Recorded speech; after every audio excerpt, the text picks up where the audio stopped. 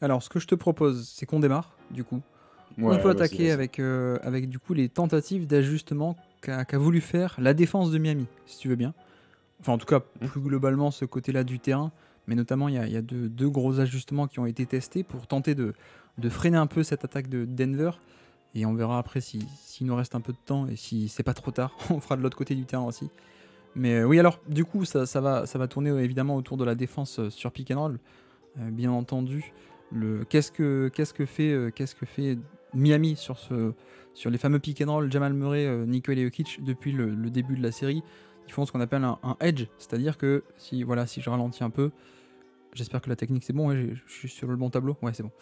Mhm. C'est-à-dire que le edge, enfin le type de couverture dépend aussi de l'appellation de ce que fait Bam Adebayo, ce que fait l'intérieur en tout cas, et on n'est ni sur une couverture très agressive où Adebayo sort ici sur Jamal Murray, ni sur un truc très traditionnel ou conservateur où il attendrait très bas, ce qu'on appelle un drop. On est plutôt sur un edge un peu soft, parfois on dit un soft edge, où clairement, pardon, on essaie de mettre deux joueurs sur le ballon et du coup d'essayer de mettre une certaine pression mais sans être non plus trop agressif. Voilà, deux joueurs sur le ballon.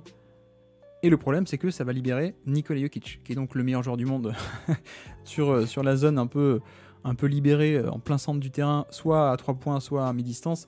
Et c'est un peu le problème, c'est que Denver autorise Jamal Murray à pénétrer assez loin avec ce soft edge, et surtout ça libère Nikola Jokic. Et c'est un peu à partir de là que beaucoup de problèmes arrivent. Mais donc, vous allez voir, je mets cette première action, je la remonte depuis le début. Voilà, on arrive tranquillement, on fait l'action avec premier écran avec Aaron Gordon, mais le but c'est d'arriver au pick and roll. On déroule, et que se passe-t-il? Le edge, et là qui vient en aide? On a Max Strus. Et ça, c'est vrai que c'est une partie importante, puisque c'est. D'ailleurs, on en avait parlé sur le stream du match 3, du coup, la dernière fois. C'était que justement, Miami faisait ce edge, mais n'aidait pas, sans doute pas assez sur le rôle, sur le joueur le poseur d'écran, donc en l'occurrence Jokic bien sûr. Et donc là c'est vrai que j'ai trouvé que sur ce match-là, l'exécution de ce fameux troisième homme, si on considère que là il y a un 2 contre 1, donc deux défenseurs sur Murray, qu'un troisième homme vient aider dans la zone et pour l'option la plus facile et la plus directe. Donc ce troisième homme du pick and roll, c'est Max Strus, et il vient aider sur l'option de passe la plus proche et la plus facile. Là, il y a un 2 contre 1, donc Jamal Murray se délaisse le ballon, évidemment, parce qu'il y a un décalage qui est créé. Et sauf que, du coup, avant ce match-là, je trouvais que, globalement, Jokic était un peu trop esselé, et ça avait donné des pick and pop, t'en avais parlé d'ailleurs. Et là, on fait venir Max Strus de manière assez agressive, et du coup, le pick and pop n'existe plus. Et donc, on le force à driver. La raquette est relativement bouchée. Hein. Si vous voyez, il y a aussi Kevin Love qui attend par là. Le spacing est pas hyper bien. Mais voilà, du coup, on empêche ce fameux pick and pop avec un troisième homme qui vient aider dans le bon timing. Et je mets une action du match 1, le début de la série, souvenez-vous. On a aussi un edge, donc deux sur le ballon et de manière pas excessivement agressive. Hein. On voit pas, Bam ne monte pas très haut pour faire une vraie trappe, une vraie prise à deux. Il reste là, il enferme. Deux sur le ballon, mais personne ne vient aider sur Jokic. Et donc, pick and pop ouvert, qu'il ne met pas, mais il y en a eu des tonnes d'exemples comme ça hein, sur le début de la série. Autre exemple d'ailleurs, match 1, toujours. Même exemple, 2 sur le ballon, du coup Murray qui les attire à l'extérieur le plus possible, et le pick and pop qui est ouvert, et Gabe Vincent qui ne vient pas aider, en tout cas pas aussi franche. Voilà, il est un peu en retard.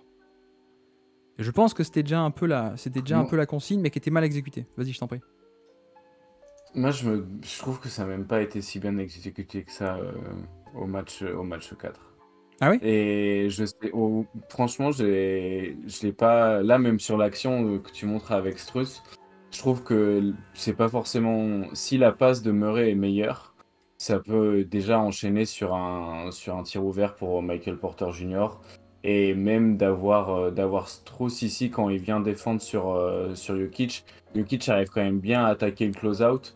Et je, je suis même pas sûr que le layup qu'ils prennent soit un l'espèce de flotteur. Et je pense qu'il rentre quand même une certaine majorité des tirs. Peut-être pas une majorité, mais en tout cas, je pense que le rendement est pas si mauvais que ça.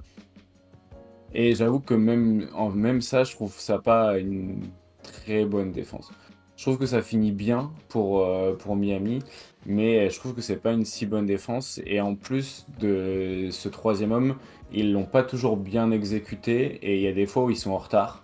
Et les fois où ils sont en retard, c'est hyper punitif. Où il y a des fois où ils y vont à deux. Ils y sont allés à deux une fois aussi. Et quand tu montes à deux pour Jokic, bah là, c'est la sentence immédiate. Donc j'avoue que j'ai pas été très convaincu par leur défense. Même, enfin, c'était mieux, mais c'était pas, ça a pas permis en fait de ralentir beaucoup.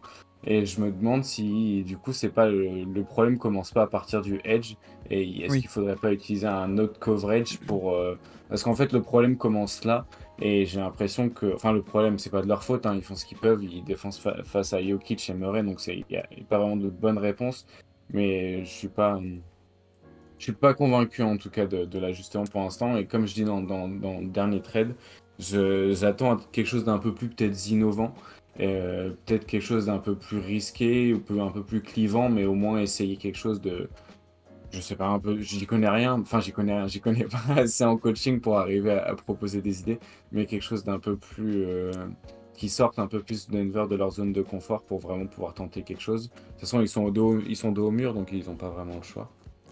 Eh bien, on va pas être d'accord du coup. Quoique si, en vrai, je suis d'accord avec toi, mais je pense que ce que tu veux dire, c'est que c'est pas une bonne option en soi de déclencher cette troisième aide parce que ça reste très risqué. Et certes, c'est presque un pansement mis sur une fracture ouverte, quoi. Et que le vrai Mhm. problème, c'est de faire ce edge, en fait. C'est ça que tu veux dire, mais tu vois, moi j'ai remarqué sur la première mi-temps, c'est que justement, ils font ce edge, donc ça, c'est peut-être on peut le remettre en question, je suis d'accord avec toi, mais par contre, il faut le couvrir ce edge derrière. Et ça, sur les 3 premiers matchs, il le faisait pas très bien. Là, je trouve Mm. qu'en apportant cette aide, au moins, tu limites un peu les dégâts. Et je trouve qu'ils l'ont mieux fait, en tout cas sur la première mi-temps. Après, il y aura les contre-ajustements de Mike Malone à la mi-temps, donc ça ne va pas très bien marcher. Mais oui, je te rejoins sur le côté, ça règle pas tout, et peut-être que la vraie solution, c'est pas de déclencher une rotation de plus avec Max Strus. La solution, c'est peut-être de faire un autre type de couverture pour pas avoir à faire tout ça, quoi. C'est un peu ça que tu dis. Ouais, c'est ça. En fait, c'est le problème, il est plus là que l'ajustement qu'ils font avec le troisième homme, qui est, comme tu dis, un peu un pansement sur quelque chose qui est déjà un peu cassé, quoi. Ouais, un pansement sur une fracture ouverte. Ouais, voilà, c'est ça, c'est ce que tu as N'essayez pas, utilisé. n'essayez pas. Allez directement appeler les urgences. Alors que j'en profite pour saluer plein de nouveaux arrivants. On est 29 ce soir. C'est 29, énorme. ouais. Bienvenue à tous. Bienvenue et salut à French Obelisk. Bienvenue. Volpo aussi. Il n'y a que moi on voit pas les images. Oui, les réponses ont l'air de dire oui. Nous, ça a l'air de fonctionner. Oui, Euh, ça fonctionne, ouais. et Captains aussi. Captains, quoi? C'est des zéros ou des O? Je ne sais pas. En tout cas, bienvenue à toi. Donc voilà. Ça, c'est le. Je te rejoins. C'est peut-être pas idéal de faire ce edge. Et peut-être à la fin de la série, on reviendra en détail pourquoi ils le font. Parce que ça va mettre du temps. Mais en tout cas, il y a ce truc de. On fait ce edge, mais maintenant, il faut qu'on apporte le troisième homme beaucoup plus fréquemment et avec un meilleur timing. C'est ce qui est fait là. Tu vois, là, il n'y a pas de pick and pop. Alors, on le force d'arriver et il peut le faire, mais c'est déjà moins pire de concéder ce flotteur contesté à quelques mètres du panier plutôt qu'un pick and pop ouvert, comme ici, largement ouvert. C'est un tir beaucoup plus rentable et un meilleur tir, je trouve. Ou ici également. Encore une fois, le match 1, le pick and pop, le troisième homme qui vient pas couvrir, en tout cas pas à temps. Et là, j'ai l'impression qu'ils ont un peu serré les vis et que ça a été le gros ajustement de ce match. Un des deux en tout cas. On avance. Moi, Autre quelque chose exemple qui me ici. pose un peu question là-dessus, sur les pick and roll et la défense. Est-ce que c'est bien de mettre Butler sur Murray? Parce que j'ai l'impression qu'il a du mal à naviguer autour des écrans de Jokic. Et en fait, à force de regarder la série, en fait, j'ai l'impression qu'il est quand même souvent en retard sur Murray. Et je me demande s'il n'y a pas un ajustement à faire autour de ça. Après, de tête, je pourrais pas dire qui peut mieux naviguer que Jimmy dans les écrans sur l'effectif de Miami. Surtout qu'il y a peut-être des petites blessures, de la fatigue qui rentre en compte. Mais je le trouve énormément en retard suite aux écrans. Et sur les écrans off-ball, c'est encore plus punitif. Parce que sur les écrans off-ball, il n'y a pas de edge ou de coverage qui vient un petit peu aider Butler une fois qu'il a pris du retard. Et ils se sont fait punir là-dessus aussi. Je suis d'accord. Et d'ailleurs, je crois qu'il y a eu parfois ils ont varié les plaisirs. Hein. Parfois, je crois que le match 3, si je dis pas de bêtises, ils sont revenus de la mi-temps avec Gabe Vincent plutôt sur Jamal Murray. On sait que Caleb Martin a été pas mal essayé aussi. Mais autre exemple, parfait. Et on est dès le début de match. Hein. On a cet ajustement où on dit à Gabe Vincent, attention, viens vite en tant que troisième homme. Donc là, il y a le edge, les deux sur le ballon. Mais, alors pourquoi on fait ça? Pourquoi est-ce que la priorité c'est là? Parce que la passe c'est facile. Donc maintenant, on va couvrir ça. Et quitte à délaisser le corner opposé, parce que Jamal Murray n'est peut-être pas forcément capable de faire cette passe-là de manière qualitative ou même en quantité. Et donc, là, la rotation arrive à temps. Le troisième homme empêche le flotteur. Mais comme tu dis, c'est pas parfait non plus. C'est une solution, mais c'est pas la solution qui règle tous les problèmes parce que avec Jokic, extra passe et corner à 3 points, grand ouvert, qui est un peu le jackpot. Donc, c'est un ajustement, mais malheureusement, ça peut pas tout régler, quoi. Effectivement, Denver a les profils pour... voilà, si tu leur donnes un décalage, Jokic, il peut le magnifier comme là. Juste une extra passe, il est capable. Et ça fait 3 points. Et donc, voilà, l'ajustement, c'est... Comment dire? Ouais, voilà, c'est pas un ajustement parfait, c'est vraiment... On essaie d'empêcher ce qui arrive le plus directement, on va voir. Et notamment, là, si je reprends le match 3, non pas le 4, mais ça, c'est un exemple du match 3, on a le edge, on a 2 sur le ballon, là, ici. Jamal Murray attire les deux. On transmet à Jokic. Le troisième homme, en l'occurrence Gabe Vincent, il est en retard. Et là, non. Là, c'est beaucoup trop facile pour Jokic. Et ça, c'est le genre d'action qu'on a vu au match 3, qu'on a vu même sur un peu toute la série, mais notamment au match 3. Encore un exemple ici. Le edge, 2 personnes sur le ballon, on essaie un peu de l'enfermer ou de le forcer à libérer la balle. Hop, et on ressort. Jokic qui a la balle dans la raquette. Voilà, c'est beaucoup trop rentable, Jokic qui a la balle dans la raquette, que ce soit pour des flotteurs ouverts ou que ce soit pour des pick and pop. Donc, on va dire que si Miami veut continuer à utiliser ce edge et pas être beaucoup plus agressif, bah c'est vrai qu'il faut priver Denver de cette menace la plus rentable et la plus facile, la plus directe. Et donc c'est là-dessus qu'on fait venir un troisième homme, parce que ce genre de panier du match 3, par exemple, c'est un peu... c'est trop facile à concéder, quoi. Donc l'ajustement, il vient gommer ça. Voilà pour le match 3. On revient au match 4, du coup, de hier soir, ou il y a 2 jours, pardon. Et donc, encore un autre exemple. Alors cette fois, c'est sur un pick and roll, non pas avec Jokic, mais c'est avec Aaron Gordon, pour cibler évidemment Kevin Love. Parce que d'ailleurs, Denver n'a pas fait tant que ça sur la série. On cible Kevin Love, 2 sur le ballon, et qui est le troisième homme qui vient ici? C'est Max Strus, en rotation sur Aaron Gordon. Attends, pas de lay-up ouvert. Ça déroule, encore une bonne aide de Kevin Love en plus. Et donc voilà, encore un principe de ce troisième homme qu'on applique de beaucoup mieux sur ce match 4. Sauf que, bah voilà, Denver c'est Denver. Et il y a tout de suite des ajustements. Une belle action de connectivité, comme tu connais, bien sûr. Donc là, on a 2 sur le ballon. Toujours pareil.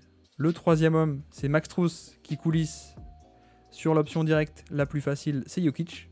Sauf que, qu'est-ce qui se passe? On a un magnifique cut d'Aaron Gordon qui vient faire le connecteur. Il est très beau le cut. Hein. Ouais. Franchement, il est top le cut parce qu'il cut avec l'intention de faire la passe derrière. Donc il vient juste se placer.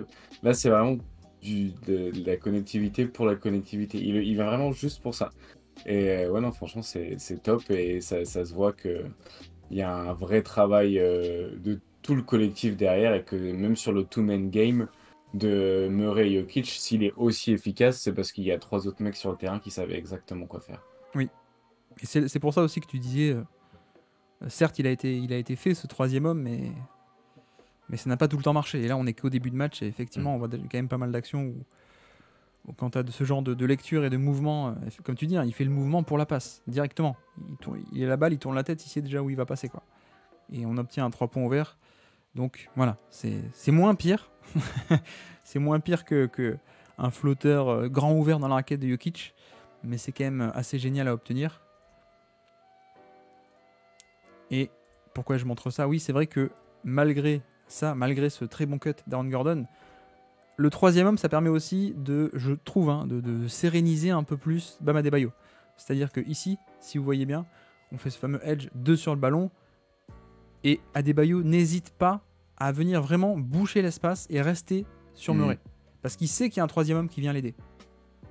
Donc bon, après, il y a un cut excellent qui vient anéantir tout ça. Mais sur le pick and roll en lui-même, on a vraiment un Adebayo qui n'hésite pas à rester ici et qui n'est pas déchiré entre est-ce que je dois revenir sur Jokic ou est-ce que je dois barrer le chemin. C'est une position assez inconfortable qui avait pas mal embêté Adebayo sur le reste de la série. Mais là, j'ai l'impression qu'en mettant un troisième homme beaucoup plus agressif, beaucoup plus incisif, beaucoup plus actif, finalement, on enlève un peu ce dilemme. Parce que regarde, sur ce match 1, là on le voit ce dilemme. Sur ce pick and roll là, on a Bam qui est il sert vraiment presque à déchiré rien en entre les fait deux. parce que Oui. il défend. Ouais, c'est ni fait ni à faire. Exactement. Donc il défend ni vraiment le cercle ni vraiment la passe. Du coup, les deux options sont bonnes pour Denver.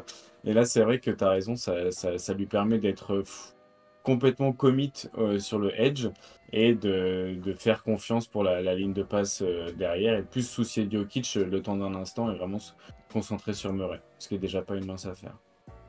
Le truc, c'est que comme tu dis, ça n'empêche pas, ça n'anéantit pas le décalage, ça force à au moins faire une extra passe en plus. Le problème, c'est que Denver, ils sont capables de le faire, cette extra passe. C'est un peu ça le problème, et tu vois là sur cette action, il va pas complètement sur Murray parce qu'il y a la menace de Jokic, donc Murray peut aller très loin sur son pick and roll et au flotteur, et pareil au match 3, ça c'est un exemple du match 3, toujours ce truc, Adebayo qui est un peu déchiré entre les deux, et qui finit par revenir vers Jokic, en tout cas pas complètement aller sur Murray, et c'est quand même un excellent tir qu'obtient Jamal Murray là-dessus. Si j'arrive à remonter, pardon. On le voit, le côté je suis déchiré entre les deux, et du coup le tir ouvert à 2 mètres, 3 mètres du panier. Voilà. Et donc ça, ce principe du troisième homme, a priori, ça vient un peu essayer de le soulager, je pense. C'est-à-dire, on fait ce edge, on fait ce 2 contre 1 sur le ballon, et tu restes vraiment sur Murray, on s'en soucie pas. Sauf que c'est facile à dire, c'est plus difficile à faire. Ça, c'est un exemple du match 4, donc du match qu'on décortique. Et comme vous le voyez, si on avance un peu, KCP vient se placer dans le corner. Du coup, le troisième homme, c'est censé être Duncan Robinson, mais il part de loin, et puis c'est Duncan Robinson, il est un peu moins parfait, et du coup, il est en retard pour être le troisième homme. Le timing est bien exécuté aussi, parce que on libère très vite le pick and pop avec tout le monde, les autres Nuggets, ligne de fond. Ce qui fait que le lead doit venir de très très loin, et en l'occurrence il est en retard, et donc là on a ce fameux pick and pop à 3 points des matchs précédents, il était toujours là. Pour moi, elle vient de loin l'aide pour 2 raisons, parce qu'ils le font sur le côté, donc ça punit déjà, du coup ça éloigne l'aide. Et en plus, ils font le pick and roll super haut sur le terrain. Et celui qui va finir par venir en aide, c'était Robinson qui était déjà en fait dans cette partie du terrain quelques secondes avant. Donc ils ajustent un petit, ils utilisent tout le terrain. Parce que là, du coup, l'action elle commence, il a presque les pieds sur la ligne médiane. Ouais, il est sur le logo des finales, là, on le voit.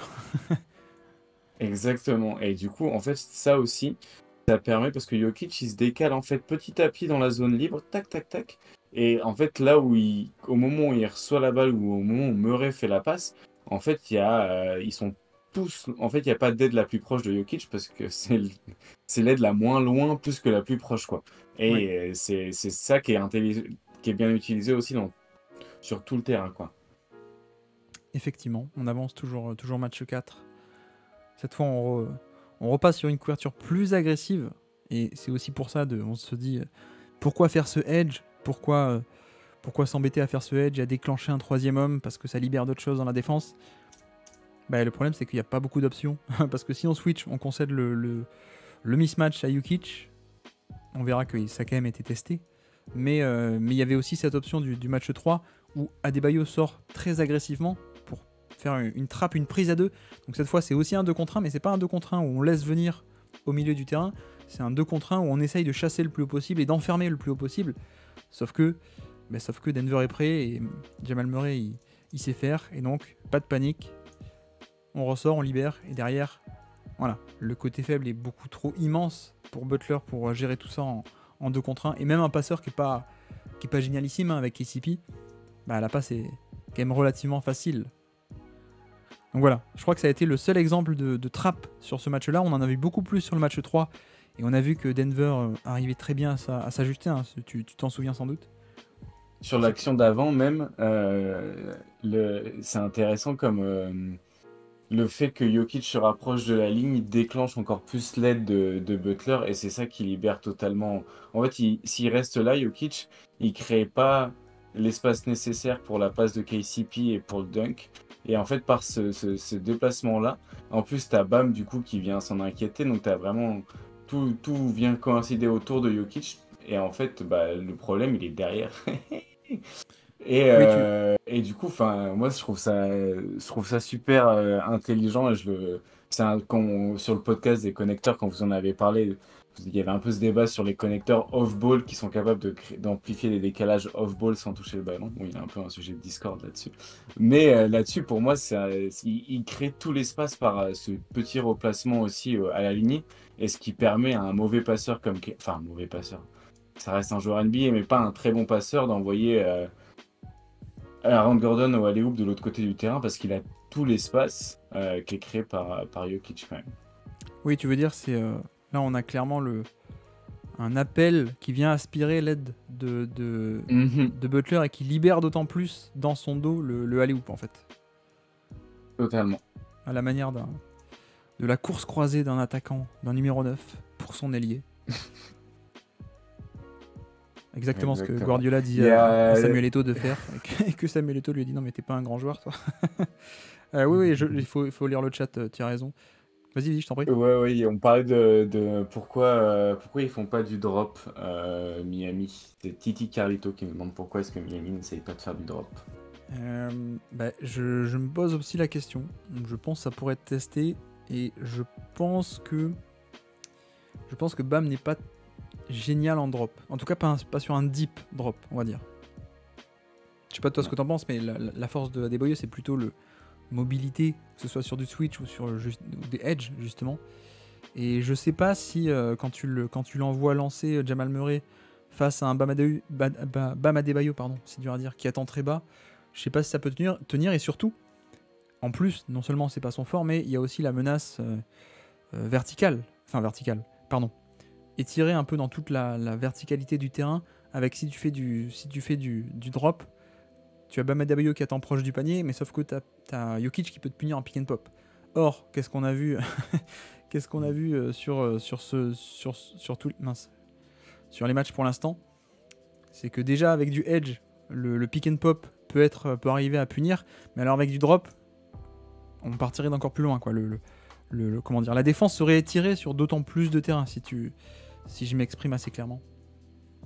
Ouais, je suis d'accord. Pour moi, le problème, il vient pas forcément de Bam en tant que défenseur de drop, parce que je pense que ce serait pas si catastrophique que ça. Je pense qu'ils s'en servent pas comme ça parce qu'il a d'autres qualités, et qu'en fait, il a pas besoin d'être je pense qu'il a pas besoin d'être un intérieur qui fait que du drop, parce qu'il sait faire autre chose très bien. Et je pense que c'est peut-être aussi pour ça qu'ils en font pas tellement du drop, c'est parce qu'il excelle plus dans d'autres disciplines défensives. Mais le problème viendrait plus que si tu fais du drop, ton problème de pick and pop, en fait, il est toujours là, et ça change pas grand chose. Donc je sais pas du tout. J'avoue que j'ai pas eu le temps ce week-end de regarder comment défendre du pick and pop. Je pense que je sais pas s'il y a de la ressource là-dessus ou quoi, mais j'avais pas d'idée vraiment en tête de trouver des solutions. Eh bien, teasing pour dans quelques minutes, puisque Miami a réussi à s'adapter pour défendre le pick and pop. Bref, donc ça c'est l'action un des seuls traps, je crois, du match 4 du coup. Et on voit que Jamal Murray gère quand même assez bien. Et c'est vrai que bon, il y avait eu cette option au match 3 qui avait été essayée, de faire des traps plus agressives avec les bons côtés, comme sur cette action, avec parfois l'effet de surprise, où là on a Adebayo qui va monter très haut pour enfermer, faire vraiment une prise à 2 agressive sur Jamal Murray, et derrière, hop, on avait 2 sur le ballon et le lead aussi de Gabe Vincent en troisième homme, très alerte. Et ça faisait un turnover, sauf que derrière, Denver et Jamal Murray avaient été capables de s'adapter très très rapidement en fait, tout ce match 3, et notamment ici, on est l'action d'après ou juste après, que fait Jamal Murray, il s'adapte, et ça laisse des trous encore plus gros dans la défense. Donc voilà pourquoi est-ce qu'on n'a pas vu beaucoup de trappes sur le match 4, c'est parce que sur le match 3, ça avait été pas forcément une réussite, je trouve. On avance. Et là, on arrive à... Là, on sait pas trop, justement. Alors, je pense qu'il y a un désir de trappe de la part de Denver. Et justement, on a déjà une adaptation de trappe de Miami, pardon, une adaptation de Denver avec ce fameux short roll. Qu'est-ce que le short roll? C'est la position de Jokic, vous allez voir. Le roll, c'est plonger au panier. Et le short roll, c'est short roll. Donc, plonger juste un peu. Être dans la mi-distance, en tout cas dans l'entrejeu, comme ça. Et à partir de là, comme il y avait 2 sur le ballon, eh ben, l'extra passe, elle est quand même facile pour un passeur comme Jokic, qui est le meilleur du monde pour cette passe, bien sûr. Donc voilà, c'est encore une fois un des seuls traps du match qui n'a pas forcément très très bien marché. Et donc on arrive en deuxième mi-temps. Encore une trappe, sauf que... Voilà. On a 2 sur le ballon. Du coup, là justement, c'est Jokic qui glisse l'écran. D'autant plus rapidement il va au panier, ou en tout cas il s'écarte, pour que l'option de passe soit disponible plus rapidement. Parce que le but c'est d'enfermer et d'étouffer le porteur de ballon avec cette trappe. Et donc en glissant l'écran, vraiment en s'écartant très vite, on offre cette option. Et là encore c'est pareil, 1, 2, 3, 4 contre 1, 2, 3. C'est quand même assez facile. Aaron Gordon vient couper au panier. Et puis voilà. Alors moi j'ai 2 trucs à dire sur cette action. Juste celle d'avant qui est intéressant, c'est que vu qu'il y a une aide qui est censée venir, MPG et Gordon ils se mettent tous les deux au même endroit du terrain, et du coup il y a une petite confusion sur qui doit venir en aide, j'ai l'impression, entre Strus et MPG. Oula, je vais jamais y arriver. Entre Love et Strus, parce qu'en fait ils défendent au même endroit des joueurs qui y sont aussi, et vu que c'est un des deux qui doit venir en aide, vu qu'ils sont un petit peu en train de faire la même chose, je pense que c'est une milliseconde de décalage. Mais il y a quand même ce truc de attends, c'est toi ou c'est moi qui y vais?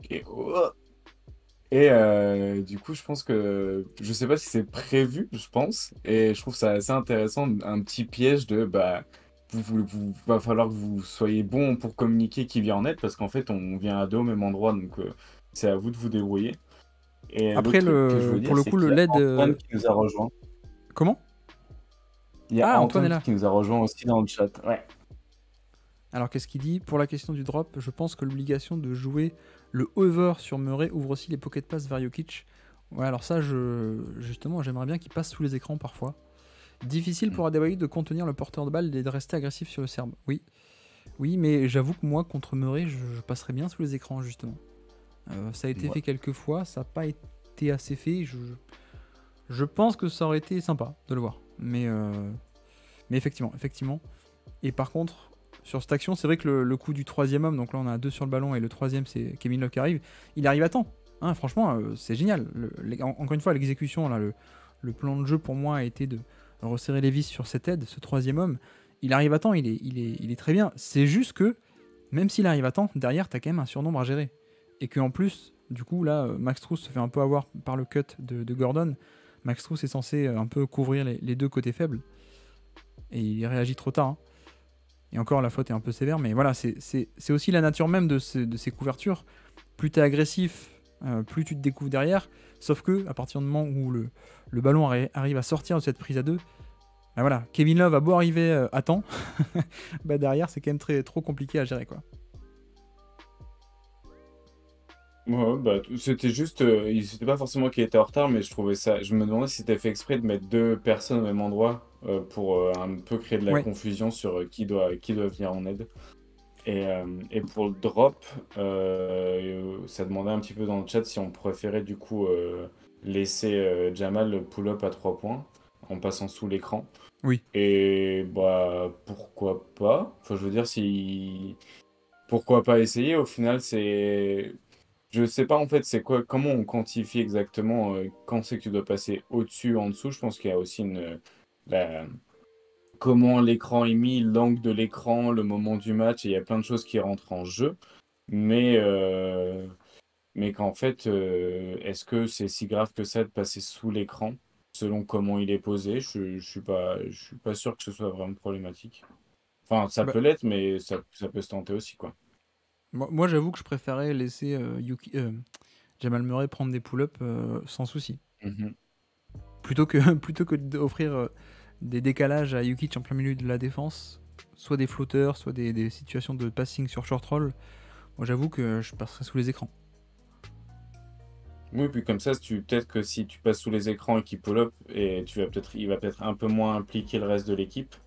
Et enfin, c'est aussi une dynamique collective après qui peut se mettre en place. Si tu passes en dessous, tu lui laisses des pull-ups, il va peut-être vouloir les prendre.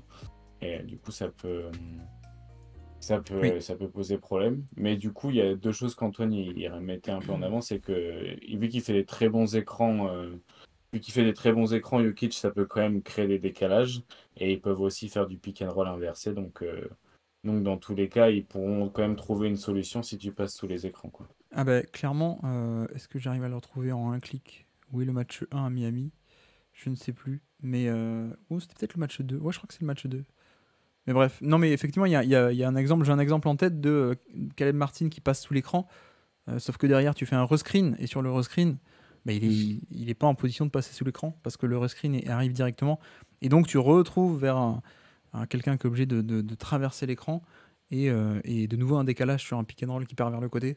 Donc voilà. Alors qu'on salue aussi Jérémy, évidemment, Jérémy de QI Basket, qui est présent. Mais bref, donc oui, quelques ajustements évidemment, puisque Denver est revenu de la mi-temps en ayant vu tout ça, en se disant bon, va falloir qu'on sorte quelques trucs quand même. Et ils l'ont fait. Donc là, c'est une de leurs actions favorites, pardon, avec la balle à l'elbow, dans le coude, on va dire, coude de la raquette, et la fameuse action entre Jamal Murray et Aaron Gordon. Et vous allez voir que fait Jokic? Feinte de dribble and off, il garde le ballon et il part en drive pour en fait soit empêcher, soit prendre un revers Bam Adebayo qui sortirait très haut sur l'écran, soit pour un edge, soit pour un trap. Et en fait, il garde la balle, il donne pas le dribble and off et il attaque Adebayo. Mm. Je pense qu'il y a aussi un élément de surprise. Et du coup, ça c'est vrai que c'est une option qui n'a pas été beaucoup utilisée, mais que là on a ressorti un peu pour tenter de contrer tout ça. Éternel débat pour savoir si c'est un système elbow ou Spanoulis, dit Antoine. Ah oui, ça, les appellations sont très comment dire, particulières à chacun. Le même système joué juste après, et cette fois, on trouve Jamal Murray. Bon, voilà, ça c'est pas forcément un contre-move au troisième homme, mais c'est juste qu'on joue le système une deuxième fois, parce que si vous regardez sur la première, on a justement Butler qui se bat à travers le premier écran, enfin qui reste, qui est en trail technique, donc qui le suit. Et effectivement, ça laisse quand même pas mal d'espace, là, même sur le premier, qui n'est pas utilisé. Mais sur le deuxième, C'est un des exemples que j'avais en tête de Butler qui a du mal sur les écrans. En ouais, particulier sur cette action-là, du coup. Et parce qu'en plus, off-ball, Bam, il vient pas faire du edge, parce qu'il n'a pas le ballon, en fait, Butler. Et du coup, c'est là où, quand je parlais tout à l'heure de la navigation d'écran de Butler qui me semble un peu mauvaise, là, sur les deux actions que tu viens de montrer, il est un peu, enfin, il est pas un peu en retard, il est derrière, quoi. ouais. Et c'est pour ça que du coup, quand je demandais ça dans le chat un petit peu, c'était quoi les alternatives? Il parlait de Caleb Martin, du coup, Mamzerito, mais du coup, qui posait un problème sur les light switch parce que il se ferait bouffer par Jokic. Donc ouais, je pense qu'il y a un truc là-dessus, mais je sais pas quoi leur proposer. Autre, on avance, on fait encore. On est encore toujours sur les petits ajustements, ou en tout cas les petites façons de contourner ce edge avec le troisième homme. Bah, qu'est-ce qu'on fait? Qu'est-ce qu'on fait ici? On place Michael Porter Jr. tout seul dans le corner, ce qui fait que l'aide est censée venir depuis le côté faible, donc depuis ici. Sauf que forcément, alors il n'est pas en réussite, mais il a quand même une certaine respectabilité, une certaine gravité à 3 points et en tant que shooter. Et donc là, on est sur un Un Kyle Lowry qui est un peu esselé dans son côté faible et qui du coup vient pas aider. La petite pocket pass et le tir à mi-distance du coup. Et c'est vrai que ça c'est aussi une manière de neutraliser ce fameux troisième homme. C'est du coup on voit bien que là le côté fort est un peu surchargé avec d'ailleurs en plus un écran, un exit screen au cas où prendrait l'idée au côté fort à Kevin Love de venir aider. On fait un exit screen, donc on fait une petite action où KCP utilise une sortie d'écran pour Aaron Gordon, pour occuper les deux. Et côté faible, c'est de là qu'est censé venir l'action. Et là, c'est vrai que Kyle Lowry, ça fait quand même beaucoup d'espace pour lui. Et le fait qu'il soit seul, on peut pas dire il y en a un qui aide et l'autre qui coulisse pour compenser. Là, voilà, un côté faible où il y a qu'un seul joueur, du coup, c'est plus compliqué. Et du coup, Jokic dans un fauteuil, quoi. On avance. Toujours ces petits contre-moves de la deuxième mi-temps pour Denver. Mais là, c'est pareil. C'est juste une manière de déceler le pick and roll pour esseler Jokic quand il fait son pick and pop. Et donc, vous voyez que là, pour le coup, c'est pas exactement ce qu'on pourrait appeler un bon spacing. Mais le fait est que c'est pas important qu'il n'y ait pas un bon spacing ici. C'est important qu'il y ait un bon spacing ici, en fait. Ouais. On en avait parlé dans le deuxième live. C'était que le spacing, en fait, l'important, c'est qu'il existe en mouvement et pas qu'il soit statique dans les zones habituelles du terrain. Et en fait, l'important, c'est d'avoir du spacing, soit pour pouvoir avoir la place de tirer, soit avoir la place de dribbler. Et là, du coup, d'avoir ces joueurs-là qui sont collés à la ligne de fond, en fait, ouais, exactement ici, quand il passe le screen, en fait, il a un espace de 2 mètres devant lui pour pouvoir appuyer le dribble. Et après, l'espace, du coup, recule, vu qu'il est suivi par Bam et Butler. Et ensuite, c'est Jokic qui a les 2 mètres devant lui pour pouvoir tirer. En fait, Ouais. ils sont un peu ils s'échangent de spacing. Tiens, hop, t'as les 2 mètres pour attaquer. Voilà, hop, tu me rends les 2 mètres et moi, je prends les 2 mètres pour tirer. C'est un peu mal expliqué, je pense, mais l'idée, c'est que l'espace bouge et qu'ils arrivent à l'utiliser comme ils en ont envie. Parce que là, pour le coup, là, on voit le edge, encore une fois, 2 sur le ballon. Le troisième homme, c'est censé être Kevin Love. Mais vous voyez à quel point il est loin. Et là, c'est suicidaire, quoi. S'il vient, déjà, il n'a pas le temps de venir. Et en plus, s'il vient, il y a une passe facile vers Aaron Gordon, en fait. Donc voilà. Là, exemple de le troisième homme. Ça, c'est un système qui est fait pour empêcher le troisième homme de venir. Là, c'était pareil sur l'action d'avant, avec un esselé là aussi, et avec en plus un shooter d'élite dans le corner. Donc voilà, on arrive à contourner ça, on arrive quand même à obtenir ce fameux pick and pop. Et puis on avance. Toujours pareil. Je vais peut-être aller un peu vite, on va rembobiner. Toujours pareil, hein, l'organisation du terrain, avec Aaron Gordon et Jamal Murray qui s'arrêtent ici. Et qui est censé venir aider sur le pick and roll, du coup, entre Bruce Brown et Nikola Jokic. On est seul, Kyle Lowry encore une fois. Kyle Lowry qui vient aider en plus à temps, qui réagit à temps. Mais du coup, son joueur est complètement libre et vient faire un cut facile dans son dos. Donc voilà. Panier manqué, mais rebond Et offensif. Bam respecte peut-être un peu moins Bruce Brown, du coup il est moins agressif sur le edge un petit peu. J'ai l'impression qu'il vient un peu moins gêner la ligne de drive, entre guillemets, sérieusement, que si ça avait été Murray. Oui, peut-être, ouais. Peut-être, effectivement. Après, il y a aussi un effet de surprise parce qu'on n'a pas vu tant que ça de pick and roll avec Bruce Brown lancé, mais justement, ça fait aussi partie du contre-move, je pense. C'est d'essayer de mettre une pression maximale avec d'un côté lui et d'un côté Bruce Brown et de l'autre côté Christian Brown, du coup. Donc voilà. On avance. Un peu le même système. Mais cette fois, on renverse de l'autre côté. Et là, c'est la même chose. Au niveau du troisième homme. Et là c'est le... Ouais, c'est celui-là que j'avais en tête. Voilà vos Denver Nuggets 2023. Donc, la fameuse action à 3, là, Aaron Gordon qui fait un écran pour Jamal Murray qui vient récupérer le main à main. 2 sur le ballon. Sauf que, regardez, ça non plus, c'est pas forcément un bon spacing. Mais le but, c'est juste d'avoir un spacing ici et pas forcément un spacing idéal partout.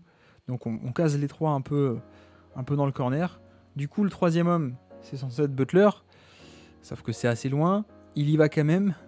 Sauf que Sauf que Jokic est capable de faire cette lecture avec cette réactivité et la passe magnifique pour venir punir parfaitement cette rotation de Butler qui est censé être le 3e homme. Voilà, ça c'est aussi ça quoi. C'est ça Denver. C'est fou.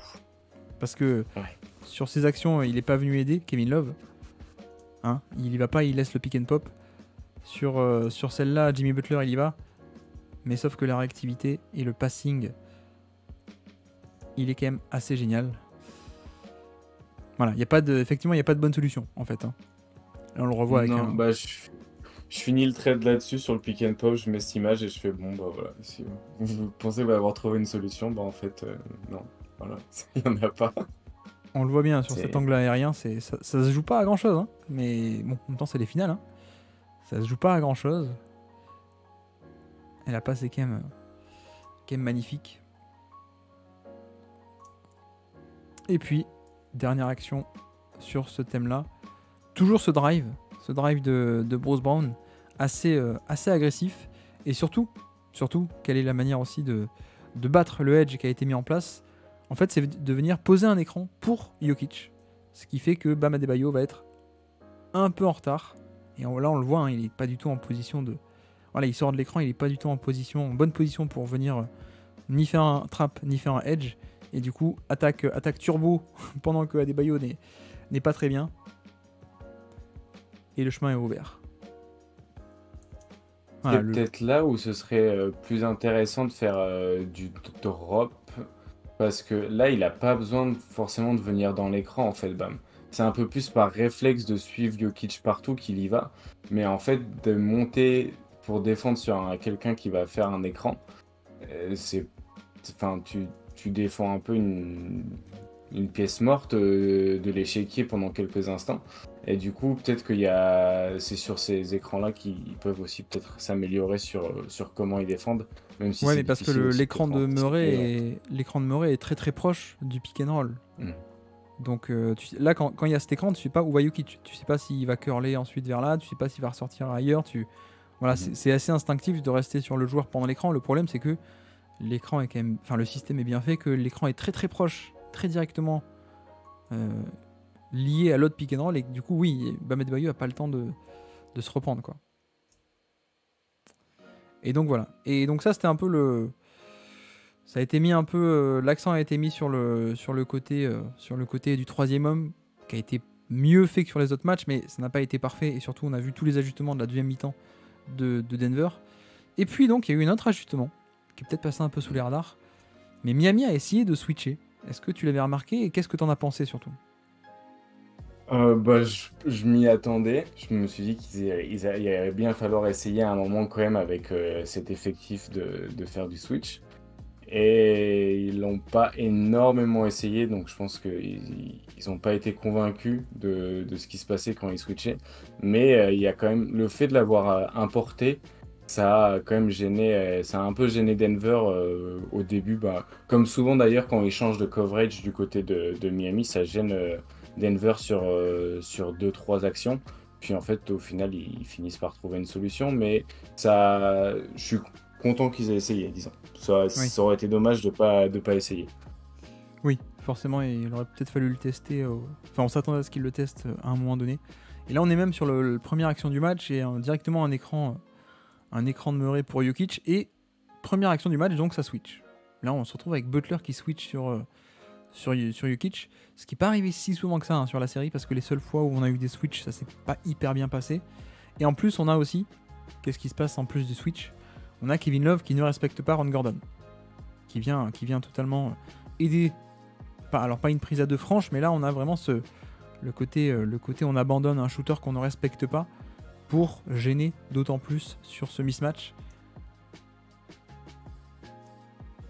Et de l'autre côté, le switch Jamal Murray, Bam Adebayo, a priori, Bam, sa force, c'est justement de pouvoir tenir ce genre de profil, de meneur-scoreur. Et donc, on se retrouve à switcher, on n'arrive pas à donner la balle à Denver. Ah, Denver, pardon, à Jokic. Denver, c'est Jokic. À Jokic, pardon. Et donc, on se retrouve à attaquer autrement, notamment par Porter en sortie de dribble. Alors, en plus, il s'en sort plutôt pas mal, pour le coup. Il a un tir qui est pas non plus si mal que ça. Mais en gros, on a quand même réussi avec un switch à annihiler le pick and roll. Là, Jokic est là, Murray est là, on n'a pas du tout concédé de décalage. Voilà, c'est... La mission par rapport au pick and roll a été réussie, en tout cas, on peut dire. Elle avait été réussie, et puis ça montre bien aussi la discipline que ça demande de pouvoir l'empêcher, quoi. Et c'est qu'une action, on a l'impression de... Enfin, ça dure que 24 secondes, ils arrivent à les faire aller au bout de la possession, mais ça demande quand même énormément de discipline et énormément d'efforts. Et je pense que c'est peut-être aussi une des raisons pourquoi ils peuvent pas faire ça tout le long. Là, on a pareil hein, sur une remise en jeu et on apporte le ballon dans la moitié de terrain. Et on a un switch, là encore, Kevin Love. Adebayo qui demande à Kevin Love de switcher sur Jokic. Alors, je pense qu'on n'est pas non plus sur une volonté première, mais on n'est pas aussi réticent que par le passé à faire un switch. Et là, en plus, le post-up est loupé. Bon, malheureusement, il y a le rebond offensif et un bon tir, mais pour le coup, ça a plutôt bien tenu sur ce switch-là, mais surtout les switches qui vont surtout nous intéresser. C'est pas tant ceux sur un peu comme ça dans le flow du jeu, qui peuvent arriver un peu par hasard, mais sur le pick and roll, bien sûr, avec Jamal Murray, puisqu'on a vu que le edge marchait pas si bien que ça. Hop. Et donc, voilà. Là, on arrive sur le fameux pick and roll. On avance. Et là, on va avoir ce qu'on appelle un late switch. C'est-à-dire que c'est pas forcément un switch qu'on fait de manière automatique. C'est plutôt, ok, on met la pression sur le ballon, 2 sur le ballon, mais au bout d'un moment, on a quand même Gabe Vincent qui revient vers Nikola Jokic. Bon, malheureusement, pour Miami, on a un Jamal Murray qui est capable de mettre le step back à 3 points. Mais c'est vrai que dans l'idée, on a ce switch qui est utilisé pour... Voilà. D'habitude, avec le edge, on resterait à 2 sur le ballon, et donc une simple passe pour Jokic peut lui donner le ballon dans sa zone préférentielle et peut faire du mal. On peut engendrer un décalage. Là, avec le late switch, on a Gabe Vincent qui revient sur Jokic, et donc là, on n'a pas de décalage. Bon, c'est juste qu'il y a du shot making, mais techniquement, le décalage n'est plus là. Le pick and roll n'a pas généré de décalage. Donc, premier exemple de late switch. Butler aussi, la position de Butler, elle l'aide sur le switch. En tout cas, elle n'a pas servi à grand chose parce que le ballon n'est pas arrivé dans les mains de Jokic. Mais on sent qu'au-delà du switch, il y a aussi une volonté de protéger le mismatch parce que du coup, si tu concèdes le switch, ça veut dire que tu concèdes le mismatch. En gros, c'est un peu la traduction. Et du coup, vu que tu sais que tu vas avoir un mismatch, il faut aussi l'anticiper. Et là, on voit que Butler, il défend pas vraiment de joueur. Il est plus en aide si besoin sur Vincent si jamais Jokic a la balle. Parce que, encore une fois, je pense que celui-là de switch, il n'était pas annoncé. C'est plutôt un late switch, un peu sur le moment. Finalement, on revient. Mais donc, on est un peu dans la catégorie des... sur ce match-là, on dit, attention, il faut qu'on ait un troisième homme qui vienne aider. Et là, en l'occurrence, c'était Butler qui était prêt à le faire. Bon, finalement, comme il y a le late switch, il revient un peu en arrière. Il n'y a pas besoin d'aller sur Jokic. Mais bref, donc voilà pour cette action où le shot making fait quand même du mal pour Denver. On avance, et cette fois, ça va être des séquences avec Caleb Martin aussi. Et là, c'est intéressant parce qu'autant avec Gabe Vincent, ils n'ont pas trop envie de switcher. Autant avec Caleb Martin, ils sont quand même beaucoup plus confiants pour faire ce genre de switch et confiants sur le fait qu'il ne va pas se faire écraser au poste bas. Gabe Vincent, ils veulent pas trop, mais quand c'est Caleb Martin qui est sur Jamal Murray, ça leur va. Et donc là, on a un premier exemple avec donc... Voilà, là on voit que... Bon, merci de la réalisation d'ESPN, mais sur l'écran, on a voilà, Adebayo qui vient sur Murray et Martin qui prend Jokic. Le problème, c'est que ça bataille plutôt bien pour avoir la balle au poste bas. Donc sur ce premier exemple, ça marche pas trop. Mais en tout cas, encore une fois, on n'a pas ce décalage qui crée sur des comment dire, des couvertures de edge qu'on a vu par le passé. Autre exemple de switch entre le pick and roll Murray et Jokic avec Caleb Martin encore une fois. Là, on est dans la catégorie late switch et pareil, hein, toujours, on n'a pas du tout ce même décalage. On a un Bam Adebayo qui suit Jamal Murray et pour empêcher le pick and pop, on a aussi Caleb Martin qui revient au cas où. Voilà.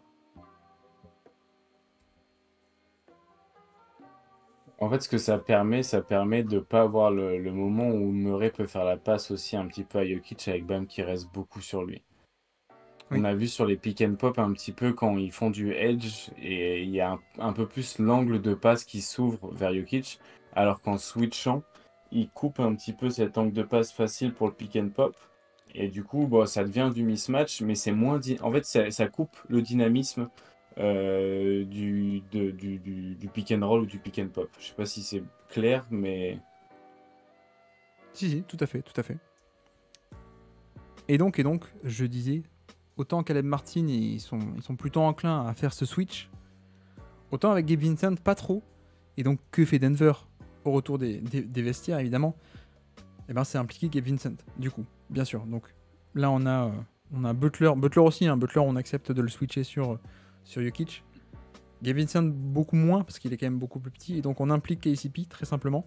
Jokic qui lui dit non, va, c'est sur Jamal Murray qu'il faut que tu ailles poser ton écran. Voilà, non, pas moi, voilà, va le poser sur Jamal Murray. Il le fait, du coup, on se retrouve avec Gabe Vincent sur Jamal Murray. On enlève Jimmy Butler. Et à partir de là, on attaque fort sur le côté. Ça se transforme du coup en late switch, hein, où Gabe Vincent est obligé de s'arrêter pour protéger le pick and pop et pour revenir sur Jokic. Mais du coup, ça crée un mismatch assez évident. Et ça, c'est le mismatch qu'on veut pas, pour le coup. Autant Butler Non, bah ça, et c'est Caleb Martin suite n'en à veut pas. Vas-y. Oui, c'était en fait l'action, ils vont faire 4 fois du pick and roll. Il y a sur un petit peu différentes variations, et ça c'est une des 4, juste après un temps mort. Et du coup, c'est clairement c'était pour souligner que c'était clairement un ajustement tactique et que c'était pas juste du hasard. Et ce qui est beau sur l'action, c'est la manière dont Jokic reçoit la balle à une main et l'enchaîne pour faire le dribble en pivot. En fait, il veut absolument pas que la double team vienne, il veut prendre ça de vitesse. Et il le fait magnifiquement bien. Du coup, ouais, ça m'avait bien plu aussi à revoir en live, enfin à revoir un petit peu plus juste l'action, la manière dont il attrape le ballon à une main, il enchaîne directement sur le spin. Voilà pourquoi c'est le meilleur joueur du monde actuellement. La fameuse adaptabilité en mouvement d'ultra élite. Il se retourne, il y a 3. Il est capable de balancer avec non seulement sa taille, sa réactivité et le toucher de balle aussi, la précision de la passe. C'est quand même magnifique. Donc voilà, ça c'est le côté... on fait venir Gabe Vincent pour un peu le cibler. Caleb Martin, non. On attaque. Pick and roll, encore une fois, Jokic Murray. On absorbe le décalage avec un switch, hein, pour le coup. Là, on bataille vraiment pas. On n'est pas sur un edge, on n'est pas sur une prise à 2 sur Murray. On a directement Caleb Martin qui reste sur Jokic pour empêcher le fameux pick and pop. Sauf que, encore une fois, le shot making de Jamal Murray qui met le tir à mi-distance en pull-up. Mais en même temps, voilà, ça, ce tir-là, si on est Miami, on est totalement prêt à le concéder tout le long du match. Murray a du shot making, il peut le mettre. Mais c'est un bien meilleur tir à concéder que tous les décalages qu'ils ont un peu offert à Jokic ou à Murray sur le reste des couvertures.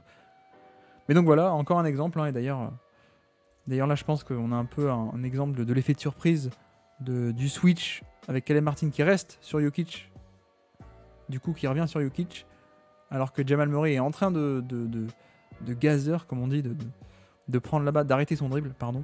Et du coup, il n'y a plus trop d'options de passe disponibles. Et on se retrouve avec un tir pas de très bonne qualité, encore une fois. Ce qui est bizarre, c'est que c'est juste après le pull-up, cette action. C'est l'action d'après, je crois. Ouais. Et ce qui est bizarre, c'est que tu te dis, en fait, j'ai été surpris de ce tir comparé à celui d'avant parce que je me suis dit, bon, il va se douter qu'il va y avoir encore le switch. Et là, je sais pas s'il cherche la faute ou si c'est parce que il vient de marquer sur Bam et du coup, il a envie de le faire une deuxième fois. Mais j'avoue là, j'ai l'impression qu'il y a eu un peu une panne d'électricité dans la tête de Murray quand il prend le tir parce que je n'ai pas trop compris l'action en fait. Je me dis en plus, c'est ce qui vient de se passer, ils ont switché avant, c'est ce qui va sûrement encore se passer. Et c'est vrai que j'ai été un peu surpris de cette lecture. Et c'est aussi du coup pour souligner qu'il fait beaucoup de bonnes lectures quand même et que c'est assez rare qu'il fasse des erreurs. Oui, tout à fait. Là, on enchaîne avec encore une fois l'attaque classique. On va arriver sur le pick and roll Murray et Jokic. Encore une fois, c'est Caleb Martin, hein, qui est sur Murray. Cette fois, hop, Adebayo va sur Murray et Caleb Martin revient sur Jokic. Donc là, a priori, on n'offre pas le décalage. Le problème, c'est l'aide de Duncan Robinson qui dézone trop légèrement. Et derrière, le shot making de Denver qui était là sur ce match-là. Eux, les 3 points, ils sont rentrés. Et donc là, on est sur un cas où, encore une fois, tu fais la bonne défense a priori sur le pick and roll. Tu arrives à limiter les dégâts sur le pick and roll avec ce switch. Et malheureusement, avec l'aide un peu trop agressive et aussi la capacité de mettre le tir de Bruce Brown, il ne les mettra pas tout le temps ceux-là, mais là, il rentre, donc tu te fais punir. Et puis, on enchaîne. Je sais pas si tu as vu ce qu'a fait Denver du coup. Ils ont changé le porteur de balle. Parce que là, on a dit... on avait parlé juste avant avec Bruce Brown aussi, ouais.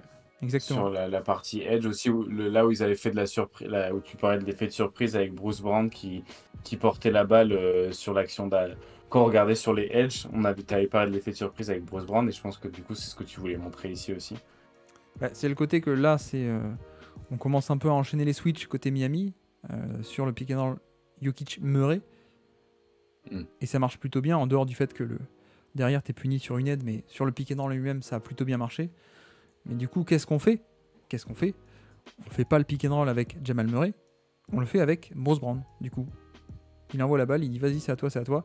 Pourquoi? Parce que qui est-ce qu'on a là? On a Duncan Robinson. Et donc, quand on arrive à faire du switch avec Duncan Robinson, cette fois, bah, c'est pas la même histoire qu'avec Caleb Martin. et là, Jokic n'a même pas besoin de faire grand-chose. Hein. Juste, il commence un peu à poser un dribble, à attaquer, et hop, ça y est, il y a faute. Voilà, donc le petit ajustement aussi. On fait venir Duncan Robinson. Si Miami vraiment veut faire des switches, on fait venir Robinson et on les punit à leur propre jeu, du coup. On avance, début de 4e quart-temps, toujours le même pick and roll. Et là, on a un truc qui est assez important, je trouve, c'est Caleb Martin qui passe sous l'écran. Parce que l'écran est quand même assez haut. Et donc on a Caleb Martin qui passe sous l'écran et donc qui ne se fait pas un peu avoir par le contact de l'écran. Ce qui a malheureusement été un peu trop souvent le cas parce que sur les late switch, en fait, c'est pas un switch prédéterminé, c'est plutôt le pick and roll survient, Caleb Martin essaie de traverser l'écran, on se retrouve avec un peu un 2 contre 1 et au dernier moment, il y en a un qui revient sur Jokic. Là, quand on passe sous l'écran, il y a clairement un peu cette idée de on switch direct, en fait. Parce que quand tu switches, t'as pas besoin de traverser l'écran, en fait. Tu passes dessous pour vraiment être sûr de pas concéder aucun décalage. Et donc là, on a ça, et du coup, ça vient totalement annihiler la possibilité de pick and pop de Jokic, bien entendu. Est-ce que c'est pas dommage de switcher, du coup, si tu décides de passer sous l'écran? Bah non, c'est... Ah oui, enfin je vois ce que tu veux dire. Tu peux faire d'autres types de couvertures où t'en as un qui drop et un qui passe sous l'écran par exemple. Mais potentiellement. Mais effectivement, alors, mais plutôt là, c'est pour dire que quand tu switches, plutôt en l'occurrence, quand tu switches, tu dois aussi passer sous l'écran. Parce que si tu passes par-dessus l'écran, tu peux te faire bloquer. Oups, pardon. J'ai un peu perdu. Et imagine, c'est arrivé, hein, c'est une tactique classique, que sur un switch où le joueur passe par-dessus, Jokic n'a même pas besoin vraiment de poser un gros écran, juste il a l'avantage, il essaie de le bloquer de ce côté, et ensuite il y a l'angle qui est ouvert en fait. Donc, quitte à switcher, autant passer sous l'écran pour être sûr que pendant le moment où la responsabilité de l'un passe à l'autre, Jokic ne peut pas glisser et avoir l'angle préférentiel. Voilà, là t'as les deux qui gardent la... T'as toujours Miami entre le panier et le ballon si tu veux. Là, ici, et en passant sous l'écran aussi. Alors que s'il était passé par-dessus, il y aurait un moment, il aurait pu verrouiller la position et ensuite aller librement au panier. Mais bref, donc là, le switch vient annihiler le pick and pop. Alors que, regardez justement une action précédente. Je ne sais plus si on l'a vu déjà ou pas. Ben non, je ne sais pas si ce qu'elle fait là. On a vu, si on n'a pas vu celle-là, on a vu une similaire avec Butler, mais je crois qu'ils la font une fois de chaque côté du terrain. Donc, mais c'est possible qu'on l'a déjà vu, ou qu'on ait vu l'équivalent en tout cas. On l'a déjà vu, mais je me suis potentiellement planté. Ah non, pardon, oui, c'est pour montrer à quel point le switch de ce pick and roll permet d'annihiler le pick and pop. Parce que du coup, voilà. Là, sur cet écran, Martin reste sur Jokic. Il n'y a pas de pick and pop. Alors que sur l'autre, en première mi-temps, il n'y avait pas de switch, on était encore sur du edge. 2 sur le ballon, mais du coup, le pick and pop était largement ouvert. Donc voilà. Le switch permet de faire ça. Le switch est un contre-move de ce fameux pick and pop. Alors après, il amène aussi d'autres problèmes, mais il y a aussi quand même tout de même cette vertu. Autre action entre pick and roll encore une fois, autre switch, et là on arrive sur une situation où Jokic du coup est isolé sur Caleb Martin, mais a priori c'est un match-up qu'on accepte un peu plus qu'avec d'autres joueurs. Et d'ailleurs ça se finit plutôt bien au niveau résultat, même si encore une fois le passing de Jokic est assez admirable. Là on obtient le switch, donc on l'attaque différemment. On a le mismatch et on a l'aide qui va venir. Et Jokic arrive quand même à trouver le 3 points verts alors que l'aide vient dans son dos. Il n'est pas censé l'avoir, mais il la voit. La belle réactivité.